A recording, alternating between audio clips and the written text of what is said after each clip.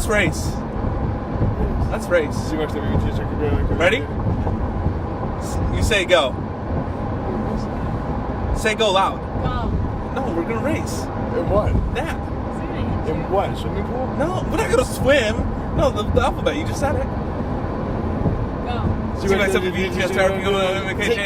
You did not say it all. He does. I want to come out when you're doing that and be like, "Oh, Tom, I'll race you." Yeah, right. I taught him that between exits. I said, "I'll teach you in Vermont, backwards." Between, said, I don't know can't what do it. exit it was, but it was almost to St. Albans. Yeah, he said I can't do it. I taught There was him no chance. before he got off the exit. ZYXW, VHSR, QBON, CBA. I said I'll teach it to you between exits. Now I need to teach you the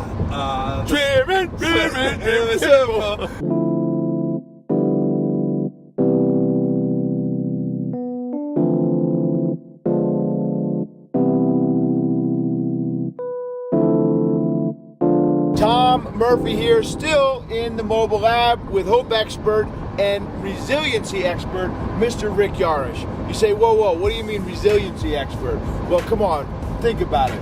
Imagine the resiliency Rick's got to have with his hands, with one leg, and the other challenges that he might face that he never faced before in his life.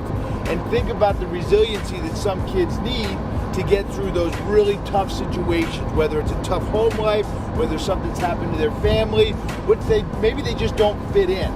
And you got a story, Rick. I love hearing you tell kids about resiliency. And there's a famous line that I use in my personal life with people all the time in the lessons you gave. Give it to us. Sure. So, there was a time where really everything seemed difficult, and some things didn't even seem possible. And one of those was using my hands to eat. I never in my life believed at 25, 24 years old that my mom would be feeding me. I never in my life believed that. And here I am, 24 years old, and my mom has to feed me. It was a tough spot for me. So one day when I was still in the hospital, we went down into the cafeteria to eat lunch, and my mom wheeled me down there in my wheelchair, and she put me at the table. She went up into line, grabbed my tray, and I'm waiting for her at the table. And as I'm waiting for her, there was an Air Force veteran who sat down with me, who he was injured in the war as well. And I looked at him and I was like, I wonder where, actually I saw his hands, and his hands were worse than mine. And I was wondering where the person was that was going to help him eat, because obviously there's no way he could eat himself. No way he could use his hands. So he sits down and he picks up a fork and he starts eating. And I asked him, I said, how do you do that? And he gave me the worst answer I've ever heard in my entire life. Some of the worst advice I've ever heard in my entire life. And he said, you'll figure it out.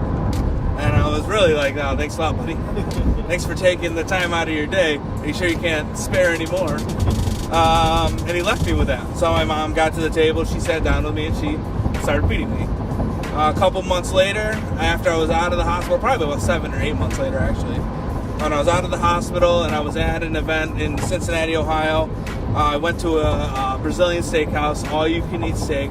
It's amazing. It's like my version of heaven. Stay on track. No, I can't. I'm thinking about a Brazilian steakhouse. So I'm sitting there, and at this point, I had kind of graduated on to the point where I didn't need a person to feed me anymore. I had a strap that would go around my hand that I could put a fork in. So I put the strap around my hand, and I put the fork in the strap, and they start bringing the food over, and I go to cut a piece of the meat, and right when I do that, the strap broke. It's over for me. I am now no longer in heaven. You can guess where I am. I'm in an all-you-can-eat steakhouse, and I can't eat steak. That's all I can think about. So this thing is broke, and I'm in trouble. So I'm actually looking at my buddy next to me thinking, I wonder if he'll feed me. No shame when it comes to all-you-can-eat steak. So I get to a point where I'm like, all right, you know what? I got to do this. So I kind of flash back to that day that I was sitting with that Air Force veteran and heard that awful advice that you'll figure it out. I picked up the fork, I put it in my hand, and I cut the steak and I ate the steak, and I've never once had to use that strap or anybody else again to help me eat. And really what it comes down to is such an awful example of food for me, But it's true. If you want something bad enough, you'll figure it out. I'm not saying everyone, if you really want to play in the NFL, you're going to play in the NFL. Some of these are realistic goals. But if you want it bad enough, you will figure it out. And that day, I wanted that steak bad enough. Yeah. And the brilliance of bringing Rick with you to a presentation is when I tell kids, or Coach Spector tells kids, you'll figure it out, it doesn't quite have the same power. But when my man Rick Yarish, my resiliency expert, comes with me and he says to a kid, you'll figure it out, they can immediately make that connection with him, and hopefully things flash back to them and they figure it out. So it's funny, Rick, in my personal life, I just say that to people all the time, you'll figure it out, and they have no idea what I'm talking about.